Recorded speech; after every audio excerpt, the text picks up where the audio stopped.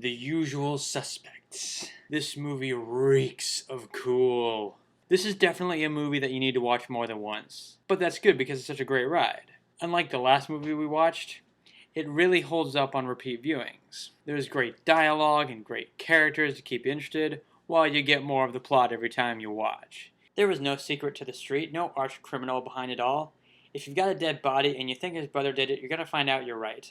You get the gist of it right at the beginning. It has that film noir setup where we start at the end, and some guy gets to tell the audience how shit went down. It kind of like in, say, Memento. You get the added twist of an unreliable narrator. You get my Kevin Spacey, the Robo Kent. We know enough about this guy to know he's not exactly trustworthy, being a criminal and also kind of a weasel. But by the end, well, let's just say that that's only half of it. The only spot where I'd say it's weak is it doesn't have the best production values.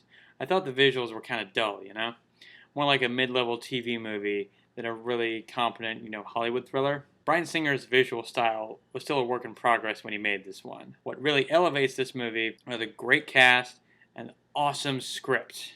If y'all like this movie, we should also check out Way of the Gun, which was directed and written by Christopher McQuarrie, who wrote this movie. What Benicio del Toro does in this movie, you can't really call it speaking.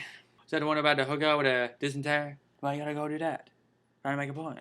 I say, I'll flip ya. Flip ya. What in the goddamn piss hell happened to Stephen Baldwin? He is awesome in this movie. So right now I'd like to exercise my right to free assembly. This movie reminds me why I love Kevin Spacey. He plays this pathetic little shit. And somehow makes him really smug too. But because it's Kevin Spacey, it's absolutely fantastic. Well, I do have the weapons charge. I'm looking at 6 whole months, hard time. So yeah, highly recommend this movie. One of my all-time favorite crime movies, and all-time favorite movies, really. I would take this over Reservoir Dogs.